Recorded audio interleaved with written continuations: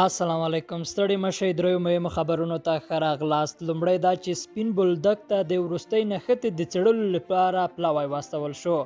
په سپین بولدک کې د افغان او پاکستاني ځواکونو ترمنځ د وروستۍ نښتې په اړه د څېړنې لپاره یو جګپوړی پلاوی کندهار ته تللی دی.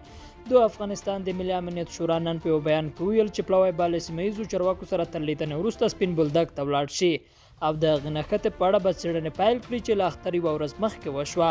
په خبر پاڼه کې د دې نښتې د پیل پړه پر پاکستاني پوځیان اچول شوي. د خبر پاڼې له مخې په پلاوي کې د بهرنیو چارو، دفاع او کورنیو چارو د وزارتونو د ملي امنیت یو شمېر نورو ادارو استازي شامل دي. په سپین بولدک کې د افغان او پاکستاني پوځیانو نښته وروسته له هغه پیل شوه چې پاکستاني سرتیرو پر هغه پارېدلو اعتراض کوونکو ډزې وکړې چې د چمن سپین بولدک دروازې د پرانیستو غوښتنه یې کوله.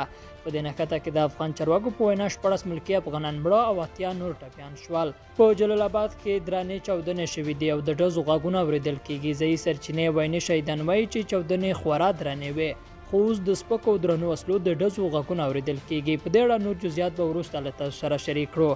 او وروسته اعلان خبر ده چې اشرف غني وایي ښځینه مرستیال والیانې د اړیکو پر اساس نه ټاکل کېږي. د افغانستان ولسمشر وایي په 34 ولایتونو کې د والي د مرستیالانو په توګه د ښځو د ګمارنې پروسه په 3 میاشتو کې بشپړېږي.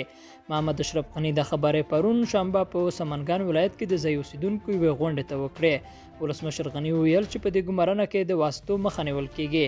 په 34 ولایتونو کې د ښځینه مرستیالانو د ټاکلو پروسه د ښځو چارو وزارت د محلي ارګانونو خپلواکي ادارې او اداري اصلاحاتو کمیسیون لخوا روانه ده. لیدونکو له ملتیا مننه، تر بیا ښې چارې.